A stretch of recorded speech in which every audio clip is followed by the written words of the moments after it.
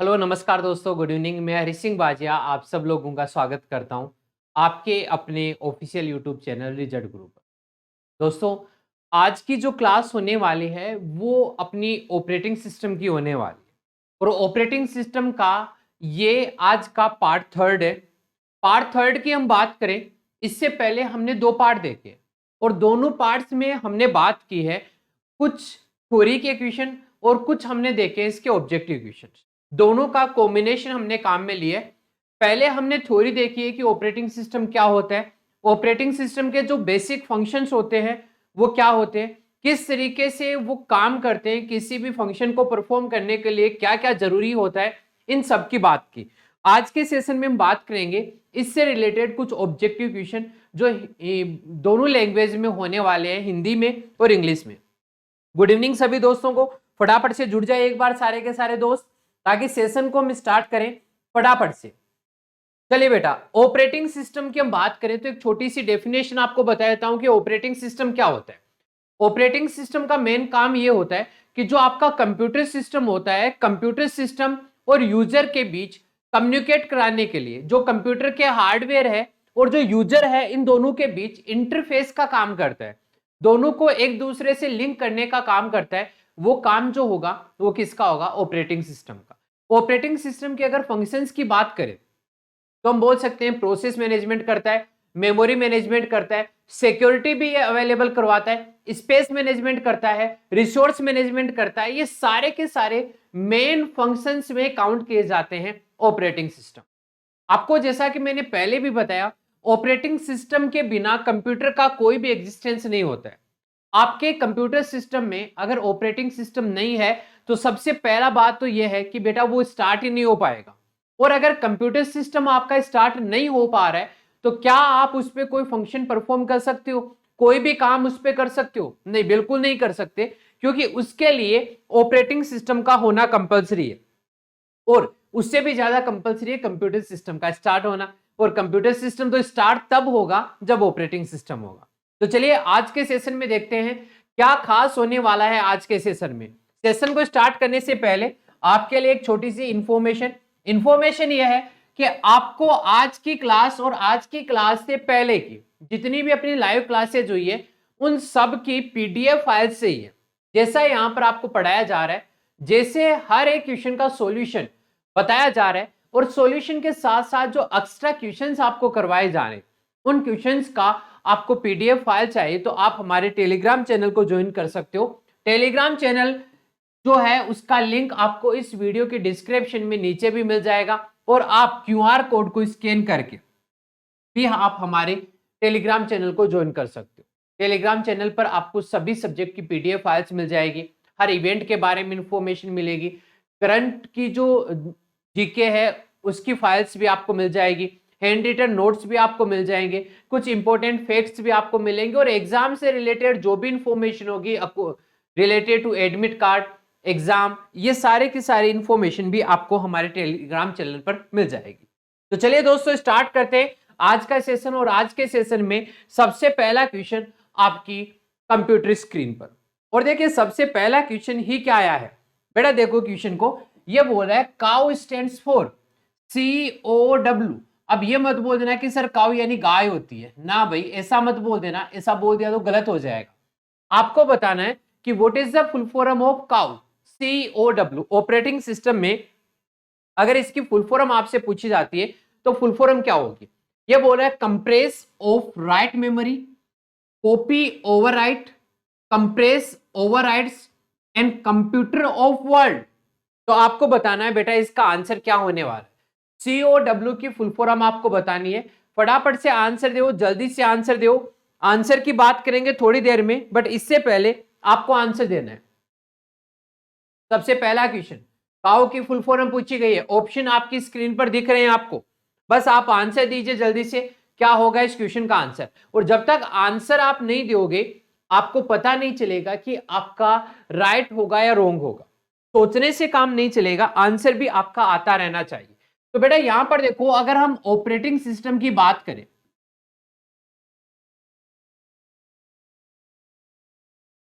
Operating system, तो इसके functions मैंने कुछ बताए थे। फंक्शंस जो बताए थे उसमें बताया था मेमोरी मैनेजमेंट। मेमोरी मैनेजमेंट पे आपको बताया था कि किस तरीके से हम मेमोरी का मैनेजमेंट करते हैं, किस तरीके से हम ये कर सकते हैं कि आपके पास कितनी मेमोरी है, आप किस तरीके से उस मेमोरी को यूज कर सकते हैं। तो यहां पर भी बेटा ये क्वेश्चन कुछ इसी तरीके का है कि आपके पास डेटा कितना है, आपके पास स्पेस कितना है, आप क्या उस डेटा को ओवरराइट करना चाहते हो या फिर आप उसको दूसरी जो लोकेशन है उस पर आप सेव करना चाहते हो। तो यहां पे सीओ आउ जो है,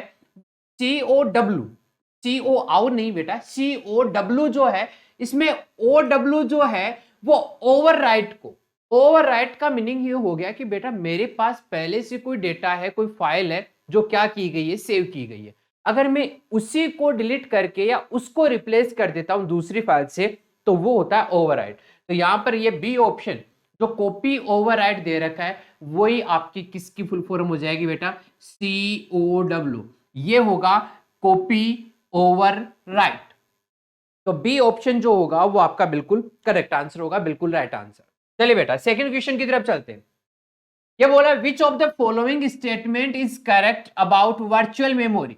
वर्चुअल मेमोरी के बारे में कौन सा स्टेटमेंट ऐसा है जो बिल्कुल राइट है, बिल्कुल सही है, ये आपको बताना है। तो यहां पर देखिए, it is combination of the logical memory and physical memory. ये लॉजिकल मेमोरी और फिजिकल मेमोरी का संयोजन है, कॉम्बिनेशन है। It is a separation of user logical memory and physical memory.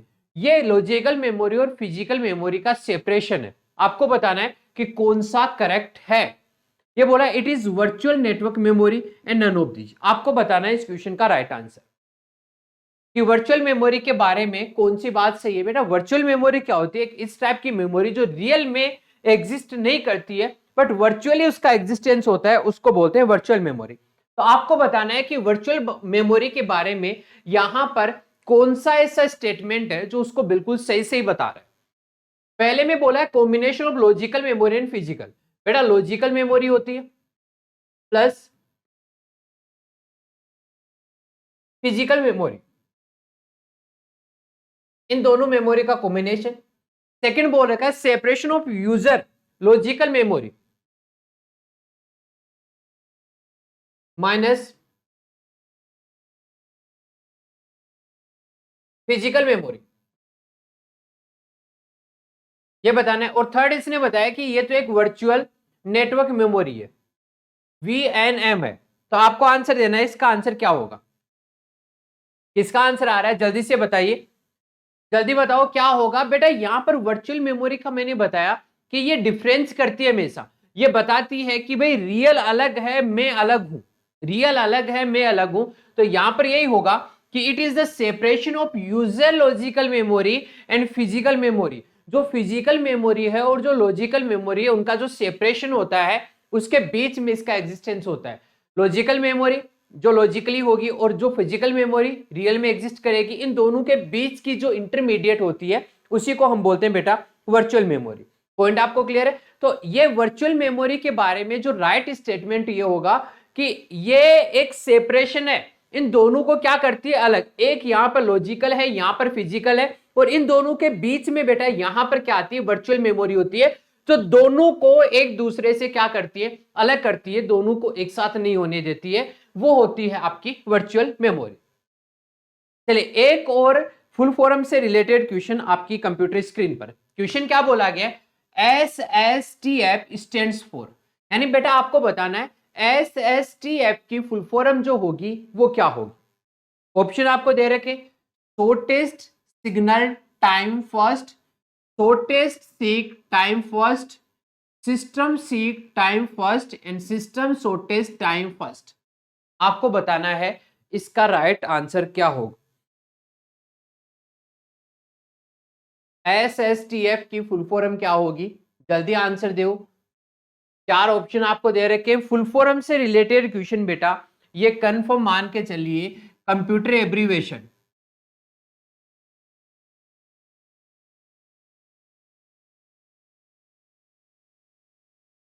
Computer abbreviation या हम बोल सकते हैं फुल फॉर्म।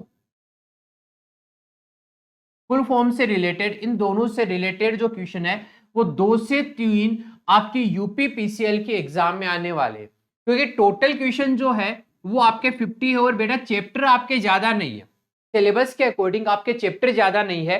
तो आप ये बोलोगे कि भाई कंप्यूटर एब्रीविएशन यानी फुल फॉर्म से रिलेटेड 2 या 3 क्वेश्चन तो कंफर्म है, इससे ज्यादा क्वेश्चन भी पूछे जा सकते हैं। और कंप्यूटर एब्रीविएशन से रिलेटेड एक सेशन में आप लोगों के लिए लेके आऊंगा, एक सेशन होगा जिसमें हम बात करेंगे कंप्यूटर एब्रीविएशन, कंप्यूटर की जो शॉर्ट फॉर्म होती है उनको अगर हम बताएं, उनकी फुल फॉर्म बताएं कि इसका मीनिंग क्या होता है, तो उसके बारे में भी हम बात करेंगे एक सेशन में।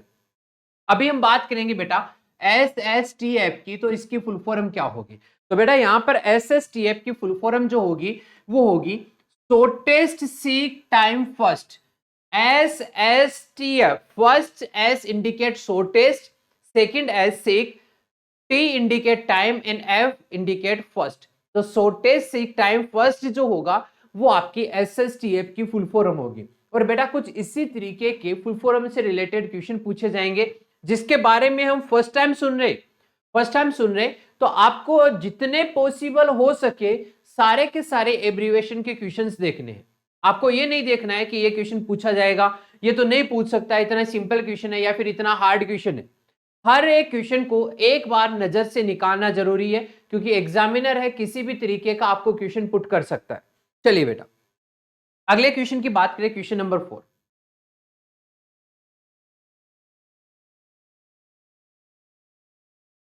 देखिए क्वेश्चन नंबर 4 क्या है, वह बोल रखा है which of the following statement is correct about the fragmentation. अब बेटा ये फ्रेगमेंटेशन क्या होता है, सबसे पहले इसको समझते हैं। व्हाट इज फ्रेगमेंटेशन, फ्रेगमेंटेशन होता है क्या। चलिए पहले ऑप्शन की बात कर लेते हैं फिर आगे बात करते हैं। इसने बोला है कि फ्रेगमेंटेशन के बारे में कौन सा स्टेटमेंट करेक्ट है, बिल्कुल सही है ये आपको बताना है। पहला इसने बोला है it is software that connect the OS, it is part of the software. Third बोला है loss the memory, and fourth बोला है ऑल ऑफ दीज।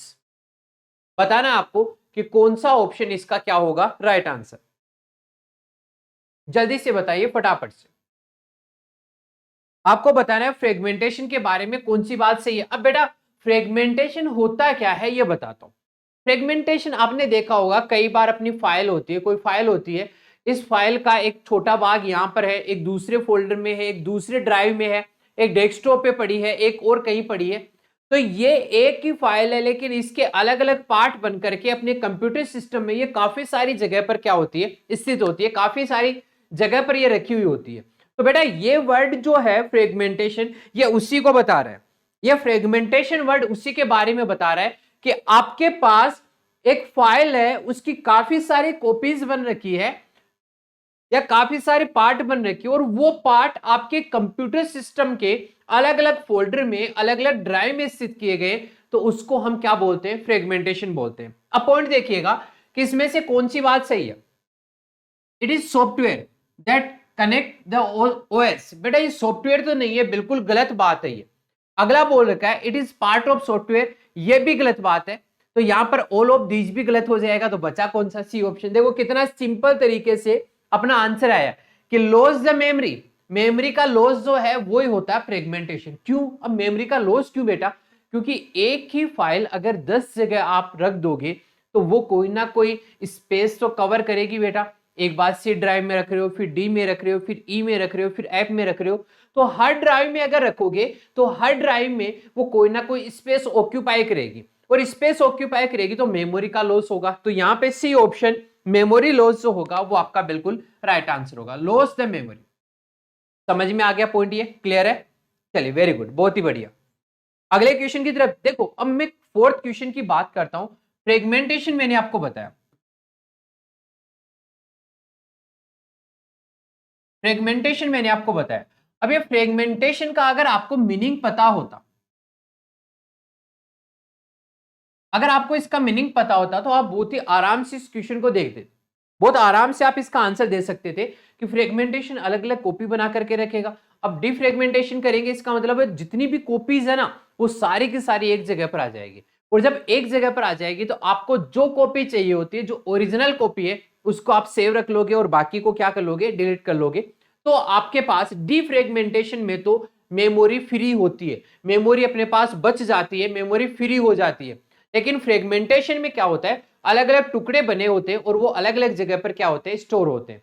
तो वो जो होता है वो मेमोरी को क्या करता है, लॉस करता है, क्योंकि मेमोरी की ज्यादा स्पेस वो ऑक्यूपाई करता है। पॉइंट क्लियर है?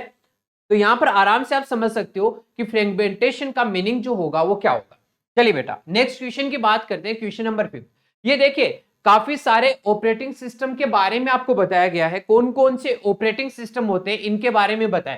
क्वेश्चन है which of the following operating system supports only real time application. बेटा पहले तो आपको यह समझना है what is real time applications and what is real time operating system.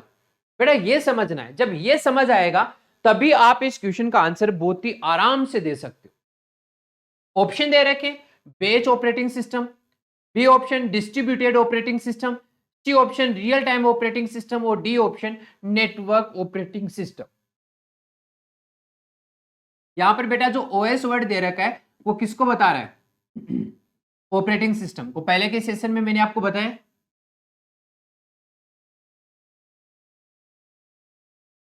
चलिए अब बताइए क्या होगा क्वेश्चन नंबर 5 का आंसर।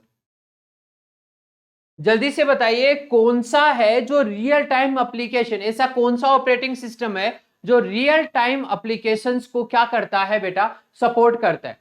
बेच ऑपरेटिंग सिस्टम है, डिस्ट्रीब्यूटेड है, रियल टाइम ऑपरेटिंग सिस्टम है और नेटवर्क है। अब बेटा यहां पर भी बोला है रियल टाइम एप्लीकेशंस को। अगर रियल टाइम एप्लीकेशंस की बात की गई तो कुछ सोचना ही नहीं है क्योंकि वो तो रियल टाइम ऑपरेटिंग सिस्टम होगा। बट बात ये आती है कि what are the real time applications.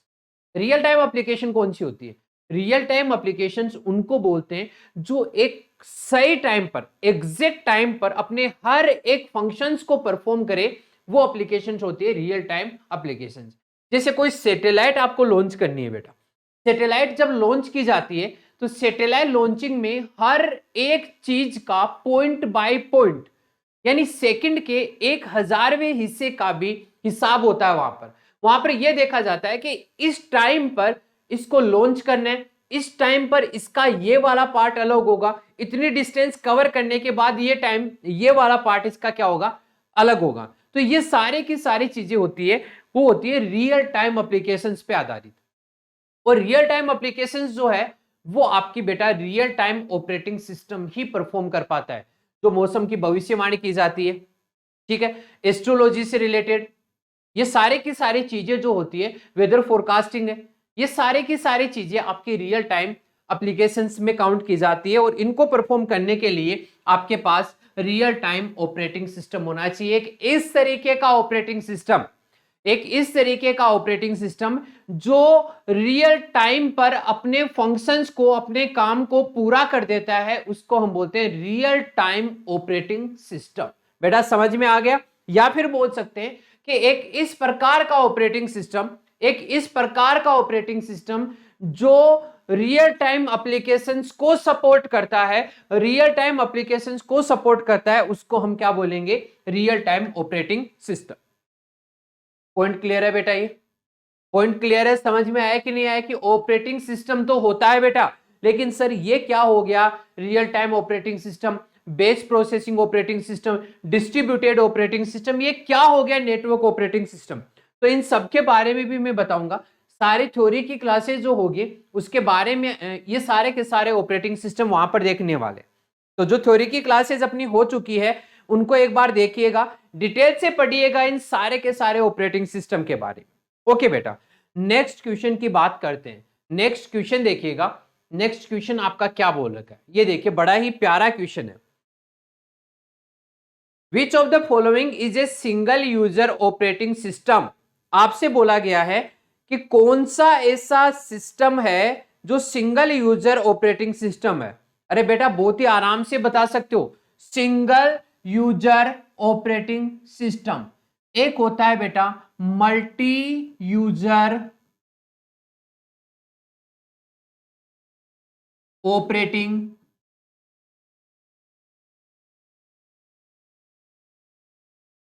बेटा इनका आंसर तो आप देख के बता सकते हो, नाम से ही आपको पता चल रहा है सिंगल यूजर, मल्टी यूजर। तो सिंगल यूजर क्या होता है? एक ऐसा ऑपरेटिंग सिस्टम जिसपे एक बार में केवल एक यूजर ही काम कर सकता है, उसको बोलते हैं single user operating system. Second है मल्टी यूजर ऑपरेटिंग सिस्टम, यानी एक ऐसा ऑपरेटिंग सिस्टम जिसमें एक बार में जितने यूजर चाहे वो सारे के सारे यूजर काम कर सकते हैं, वो होता है आपका multi user operating system. Point clear है बेटा यहां पर? तो आपको बताना है कि इनमें से कौन सा सिंगल यूजर ऑपरेटिंग सिस्टम है। देखते ही आप आंसर दे सकते हो, आप ऑप्शन को देखते ही बता दोगे। Windows, Mac, MS DOS, none of these. बताओ बेटा जल्दी से, फटाफट से बताइए कौन सा आपका सिंगल यूजर, यानी जिसपे एक बार में केवल एक यूजर काम कर सके। बेटा विंडोज है तो विंडोज पे तो आप जितने यूजर चाहते हो एक बार में उतने यूजर आपके काम कर सकते हैं। सेम बात यहां पर है मैक में, मैक में भी जितने यूजर आपको चाहिए उतने कर सकते हैं। लेकिन MS Microsoft disk operating system, इसको बोलेंगे बेटा Microsoft disk operating system. Microsoft disk operating system MS DOS जो है, इसमें बेटा एक बार में केवल एक ही यूजर काम कर सकता है, क्योंकि ये सिंगल यूजर ऑपरेटिंग सिस्टम है, वो किसी दूसरे को सपोर्ट नहीं करता है। तो सी ऑप्शन जो होगा वो अपना क्या हो जाएगा, राइट आंसर। चलो बेटा अब बात करते हैं हम क्वेश्चन नंबर 7 के। क्वेश्चन नंबर 7 आपको क्या बोल रखा है, देखिए समझिएगा क्वेश्चन नंबर 7 को एक बार। आपको बोला गया कि नंबर पेड डायरेक्शनल एरो के रूप में कार्य कराने के लिए आप कौन सी की प्रेस करते हैं। आपसे क्या बोला गया है कि जो न्यूमेरिक कीपैड होता है बेटा, उस न्यूमेरिक कीपैड को अगर आप चेंज करना चाहते हो डायरेक्शनल एरो की के रूप में, तो आपको कौन सी की प्रेस करनी पड़ेगी, ये पूछा गया है। ऑप्शन आपको दे रखा है num lock, caps lock, arrow lock, shift और इनमें से कोई नहीं। बेटा आपको पता है न्यूमेरिक कीपैड जो होता है उसमें 17 बटन होते हैं। टोटल जो न्यूमेरिक पैड होता है, नंबर पैड होता है, उसमें कितने बटन होते हैं, 17 बटन होते हैं। बटन नहीं बोलेंगे उनको, हम क्या बोलेंगे बेटा, 17 कीज होती है, 17 कीज होती है, जिसमें 4 कीज जो होती है उन पे एरो साइन लगे होते हैं। कौन कौन सी होती है, 2 down arrow sign, 8 up arrow sign, 4 left वाला और 6 पे राइट वाला। अब ये बोला गया कि अगर आप उसको डायरेक्शनल एरो में कन्वर्ट करना चाहते हो तो न्यूमेरिक कीपैड है उसको डीएक्टिवेट करना पड़ेगा, और नंबर पैड है उसको डीएक्टिवेट हम किससे कर सकते हैं बेटा, वो हम डीएक्टिवेट कर सकते हैं किसके थ्रू, नम लॉक के द्वारा। तो अपना आंसर जो होगा वो क्या हो जाएगा, नम लॉक। बात करें यहां पर कैप्स लॉक की, तो कैप्स लॉक जो होता है वो स्मॉल लेटर और कैपिटल लेटर्स, स्मॉल और कैपिटल लेटर लिखने के काम में आता है। जब कैप्स लॉक आपका ऑफ होगा तो स्मॉल लेटर आएंगे, और जब कैप्स लॉक आपका ऑन होगा तो कैपिटल लेटर उससे लिखे जाएंगे।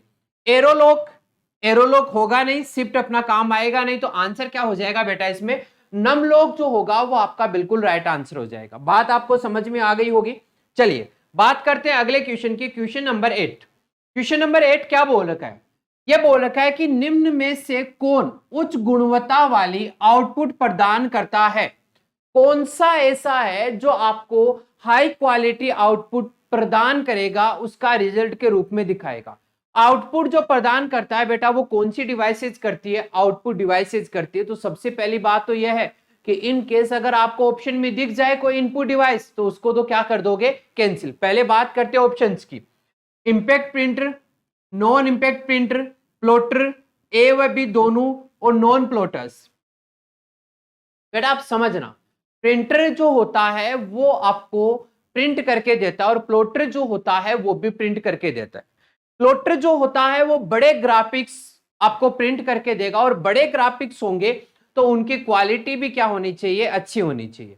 तो हम यहां पर बहुत ही इजी तरीके से बता सकते हैं कि यहां पर कौन सा ऑप्शन ऐसा होगा, प्रिंटर होगा या प्लॉटर होगा, कौन सा ऐसा ऑप्शन होगा जो आपको हाई क्वालिटी का रिजल्ट प्रदान करेगा।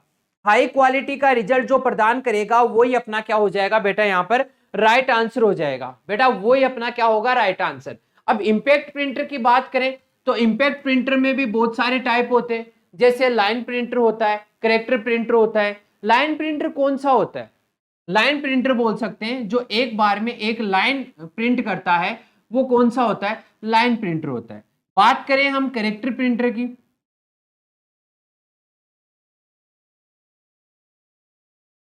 कैरेक्टर प्रिंटर की, तो वो प्रिंटर जो एक बार में एक कैरेक्टर को प्रिंट करता है उसको कौन सा प्रिंटर बोलते हैं? कैरेक्टर प्रिंटर बोलते हैं। पॉइंट क्लियर आपको? नॉन इंपैक्ट की बात करें तो नॉन इंपैक्ट प्रिंटर में भी अलग अलग होते हैं, जैसे लेजर प्रिंटर होता है, दूसरा हम बोल सकते हैं इंकजेट प्रिंटर होता है, एक बोल सकते हैं थर्मल प्रिंटर होता है। तो ये आपके नॉन इंपैक्ट के।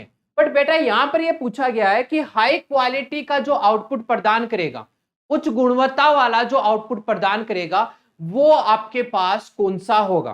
तो इसके बारे में आपको बताना है कि वो कौन सा होगा। इंपैक्ट होगा, नॉन इंपैक्ट होगा, प्लॉटर होगा, ए व बी दोनों होगा, या नॉन प्लॉटर होगा, ये आपको बताना है। तो जल्दी से आंसर दो, फटाफट से आंसर दो और बता दो इस क्वेश्चन का राइट आंसर क्या होगा। बेटा प्रिंटर तो आपके हाई क्वालिटी के नहीं होंगे विद कंपेयर टू प्लॉटर, तो सी ऑप्शन प्लॉटर जो होगा वो अपना क्या हो जाएगा? Right answer. उम्मीद है ये बात आपको समझ में आ गई होगी, ये पॉइंट आपको क्लियर हो गया होगा कि किस तरीके से प्लॉटर जो होता है वो हाई क्वालिटी का प्रिंट करता है। ओके बेटा, नेक्स्ट क्वेश्चन की तरफ चलते हैं। क्वेश्चन नंबर 9, बड़ा ही प्यारा क्वेश्चन है, अच्छा क्वेश्चन है, एग्जाम की दृष्टि से बहुत ही महत्वपूर्ण क्वेश्चन भी है। तो देखिए इस क्वेश्चन को समझिए और फिर आंसर दीजिए।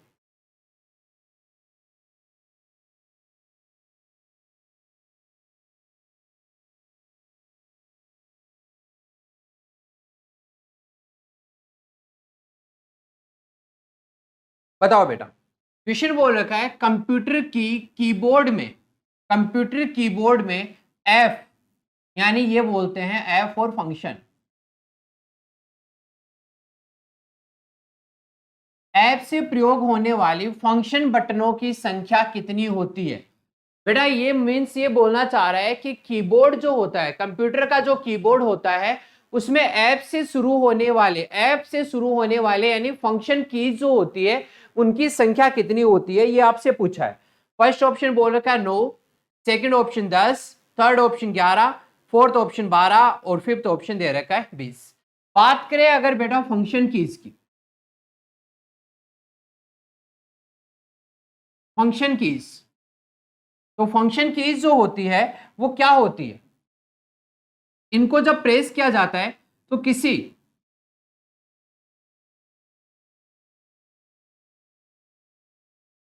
विशेष कार्य को पूरा करती है।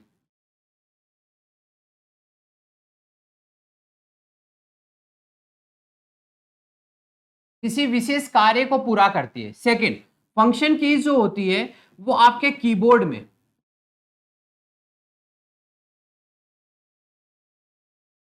सबसे ऊपर होती है।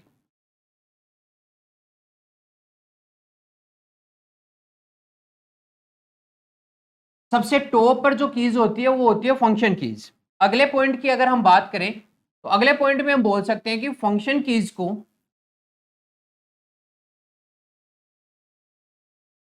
ऐप से प्रदर्शित किया जाता है।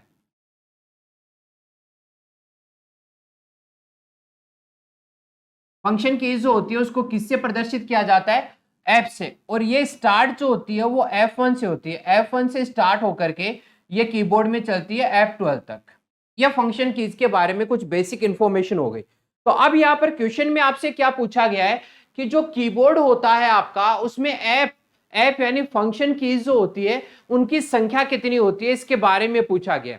ऑप्शन आपको दे रखे हैं, ऑप्शन में से एक आपको चूज करना है और बताना है कितनी होती है, 9, 10, 11, 12 या 20। मैंने आपको बताया कि फंक्शन कीज जो होती है बेटा वो F1 से स्टार्ट होकर के कहां तक चलती है?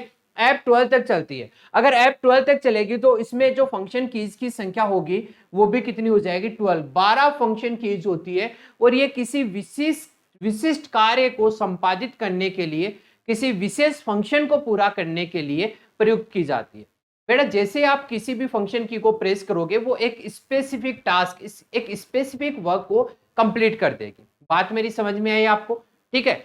अगर आपने F1 की प्रेस किया है तो वो कौन सा फंक्शन करेगी, वो हेल्प बॉक्स ओपन कर देगी और हेल्प आपको दिखाई देगी। F2 आप करते हो तो आपको किसी भी फाइल या फोल्डर का नाम चेंज करना होता है तो F1 की सहायता से कर सकते हो। इसी तरीके से F5 प्रेस करोगे तो F5 से आपको रिफ्रेश के लिए रिक्वेस्ट आएगी, रिफ्रेश करने के लिए F5 की प्रेस करते हो। तो आपको समझ आ गई बात ये वाली भी। चलिए बेटा बात करते हैं क्वेश्चन नंबर 10। क्वेश्चन नंबर 10 आपसे क्या बोल रहा है, देखो पहले समझो इसको, इसके बाद में हम बात करेंगे इसके आंसर की। देखिए कंप्यूटर में कीबोर्ड का प्रयोग क्यों किया जाता है या कीबोर्ड का क्या काम होता है?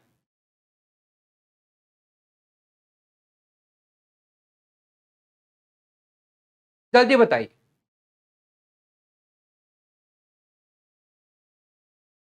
ये बोलना है छापना, टाइप करना, इनपुट करना, उपयुक्त सभी, इनमें से कोई नहीं। बेटा अब यहां पर देखो, इन ऑप्शन की हेल्प से हम बड़े ही आराम से बता सकते हैं, बहुत ही इजी तरीके से बता सकते हैं कि इसका आंसर क्या होने वाला है। तो बताइए बेटा क्या होगा इस क्वेश्चन का आंसर। कंप्यूटर में कीबोर्ड का जो काम होता है वो क्या होता है बेटा? छापना ये प्रिंटर का काम होगा, टाइप करना टाइपराइटर का भी काम होता है। तो यहां पर क्या हो जाएगा, इनपुट करना। कि कीबोर्ड जो होती है, कंप्यूटर की कीबोर्ड होती है, उसका मेन फंक्शन जो होता है वो ये होता है कि आपका जो डेटा दे रखा है उस डेटा को किस तरीके से हम कंप्यूटर को इनपुट करेंगे। कीबोर्ड जो होता है उसका एक फंक्शन भी होता है बेटा, इनपुट डिवाइस से, जिसको हम बोल सकते हैं। ये सबसे पहले तो यूजर से इनपुट लेती है।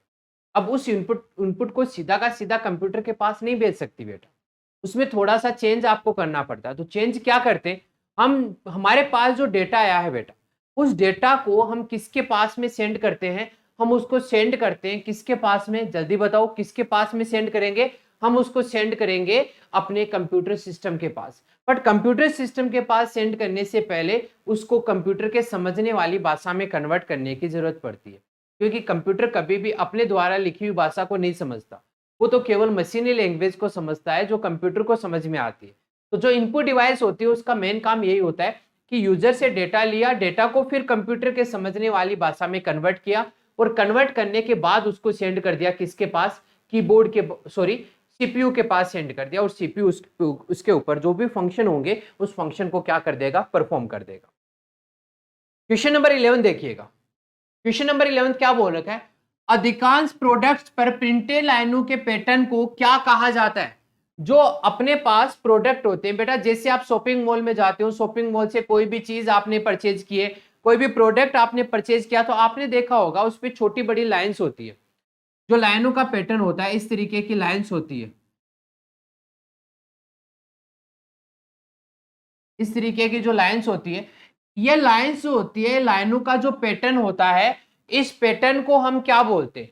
प्राइसेस बोलते हैं, ओसीआर बोलते हैं, स्कैनर्स बोलते हैं, बार कोड्स बोलते हैं, या इनमें से कोई नहीं? फटाफट से कमेंट सेक्शन में कमेंट करके बताओ कि इनको क्या बोलते हैं। बेटा जल्दी बताओ।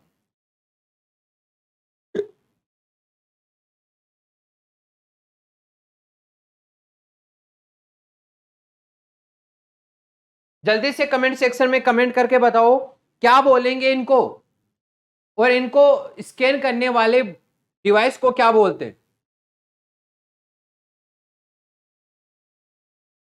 चलिए बिल्कुल सही आंसर है। इनको स्कैन करने वाले डिवाइस को हम नाम देते हैं बेटा बार कोड रीडर। क्या बोलते हैं? बार कोड रीडर, जिसको शॉर्ट में हम बोल सकते हैं BCR. Bar code reader, BCR भी बोल सकते हैं, बार कोड रीडर इसको बोलते हैं। तो बेटा इन लाइंस के पैटर्न को हम क्या बोलेंगे? इनको बोल देंगे बार कोड। इनको क्या बोल देंगे बेटा? बार कोड बोल देंगे। और इसको जो स्कैन करेगा उसको बोलेंगे बार कोड रीडर। तो इसका आंसर जो होगा वो हो जाएगा डी ऑप्शन, यानी इन पैटर्न को, इन लाइंस को हम क्या बोलते हैं? बार कोड्स बोलते हैं। चलिए अगला क्वेश्चन देखिएगा बेटा, क्वेश्चन नंबर 12 आपकी स्क्रीन पर आ गया है। फटाफट से आंसर दीजिए, जल्दी से बताइए इस क्वेश्चन का राइट आंसर क्या होने वाला है, जल्दी बोलो।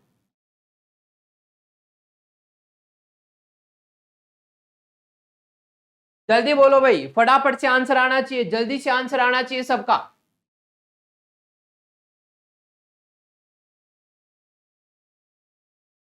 क्वेश्चन बोल रखा है किस प्रिंटर द्वारा एक स्ट्रोक में एक अक्षर प्रिंट होता है। कौन सा प्रिंटर का टाइप है जिसके एक स्ट्रोक में एक अक्षर प्रिंट होगा? Laser printer, dot matrix printer, line printer, plotter printer. बेटा कौन सा प्रिंटर है जो एक अक्षर प्रिंट करेगा? अब एक अक्षर प्रिंट करने वाले को हम कौन सा बोलते हैं? नॉन इंपैक्ट प्रिंटर है बेटा, ये तो आपको पता है, नॉन इंपैक्ट प्रिंटर है। लेकिन नॉन इंपैक्ट में भी कौन सा है? Character printer.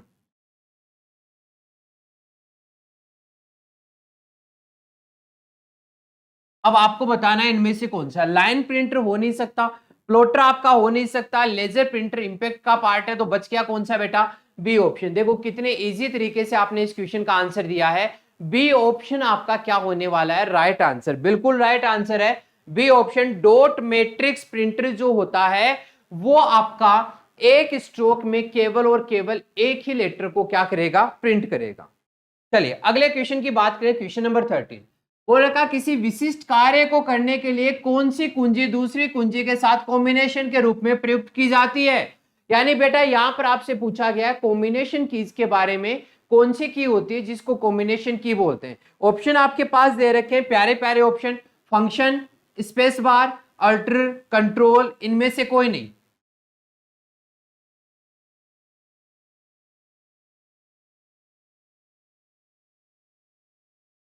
जल्दी बताओ, किसी विशेष कार्य को पूरा करने के लिए कौन सी कुंजी दूसरी कुंजी के साथ कॉम्बिनेशन के रूप में प्रयुक्त की जाती है।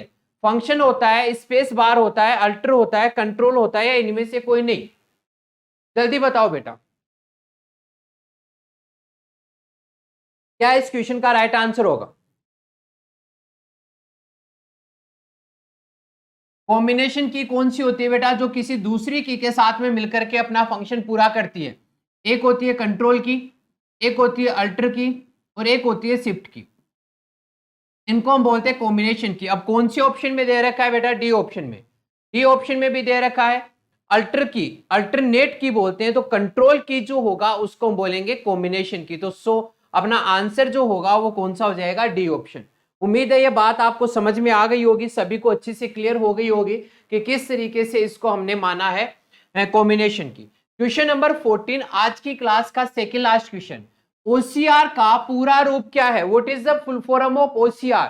बेटा ओसीआर होता है कि जो अपने पहले के दस्तावेज होते हैं, जो करेक्टर्स होते हैं जिनको हम पढ़ नहीं पाते, उनको रिकॉग्नाइज करने वाली जो डिवाइस होती है वो अपनी कौन सी होती है? ओसीआर। फुल फॉर्म बतानी है, optical character recognization, optical CPU recognization, optimal character rendering, other character recognization. बेटा मैंने अभी बताया था कि जो पुरानी बुक्स होती है, लिपियां होती है, उनको रीड करने के लिए, उनके करेक्टर्स को रिकॉग्नाइज करने के लिए, पहचानने के लिए जो अपनी टेक्निक काम में ली जाती है वो होती है ओसीआर, यानी ऑप्टिकल करेक्टर रिकॉग्नाइजेशन। ओसीआर की फुल फॉर्म क्या हो जाएगी? Optical character recognization. चलिए बेटा आज की क्लास का सबसे लास्ट क्वेश्चन आपकी कंप्यूटर स्क्रीन पर आ चुका है, तो एक बार सभी लाइक और शेयर कर दीजिए फटाफट से। लास्ट क्वेश्चन आपकी कंप्यूटर स्क्रीन पर आ गया और सब मिलकर के इसका आंसर भी देंगे। यह बोल रखा ग्राफिकल यूजर एनवायरनमेंट में स्टैंडर्ड पॉइंटिंग डिवाइस के रूप में कौन सी डिवाइसेज प्रयोग में लाई जाती है, ये आपको बताना। ग्राफिकल यूजर एनवायरनमेंट में स्टैंडर्ड पॉइंटिंग डिवाइस के रूप में। अब बेटा यहां पर देखो पॉइंटिंग डिवाइस के रूप में बात कर रहा है, तो पॉइंटिंग डिवाइस के रूप में आपका कौन कौन काम आता है? माउस आता है, ट्रैक बॉल आता है, जॉयस्टिक आती है। Clear point. अब सबसे ज्यादा काम में कौन आता है वो आपको बताना है। कीबोर्ड नहीं भाई, माउस, जॉयस्टिक, ट्रैक बॉल, इनमें से कोई नहीं। तो यहां पर देखिएगा कीबोर्ड तो पॉइंटिंग डिवाइस होती नहीं है, तो इसको तो हटा दिया, बचा माउस, जॉयस्टिक और ट्रैक बॉल। तो बेटा आपको पता है सबसे ज्यादा GUI graphical user interface environment में सबसे ज्यादा जो अपना काम में लिया जाता है वो कौन लिया जाता है? माउस लिया जाता है। सो बी ऑप्शन जो होगा वो आपका बिल्कुल राइट आंसर होगा, बिल्कुल करेक्ट आंसर होगा। उम्मीद है ये बात आपको समझ में आ गई होगी। तो आज का सेशन हम यही खत्म करते हैं। मंडे को मिलेंगे हम अपनी क्लास में, संडे की क्लास अपनी नहीं होती है। और एक और इंफॉर्मेशन आप लोगों के लिए, आप हमारे जो टेलीग्राम चैनल है उसको ज्वाइन करना बिल्कुल मत भूलिएगा, क्योंकि सेशन के स्टार्टिंग में मैंने आपको बता दिया था यहां से आपको क्या क्या इंफॉर्मेशन मिलने वाली है। और जिन स्टूडेंट ने अभी तक चैनल को सब्सक्राइब नहीं किया है, फटाफट से सब्सक्राइब कीजिए, वीडियो को लाइक कीजिए, शेयर कीजिए और दबा के कमेंट कीजिए। कमेंट सेक्शन में आपके कमेंट आने चाहिए फुल स्पीड में, क्योंकि उन कमेंट से हमें पता चलेगा कि आपको कितना इंटरेस्ट आ रहा है इस सेशन में। और आज के सेशन में जुड़ने के लिए आप सबका बहुत बहुत धन्यवाद। रिजल्ट गुरु की तरफ से, रिजल्ट गुरु की परिवार की तरफ से आप सबको बहुत बहुत धन्यवाद। परसों मिलते हैं, मंडे के दिन मिलते हैं 5 से 6 की अपनी क्लास में। तब तक के लिए आप अपना ध्यान रखिएगा। टेक केयर, बाय बाय, जय हिंद, जय भारत।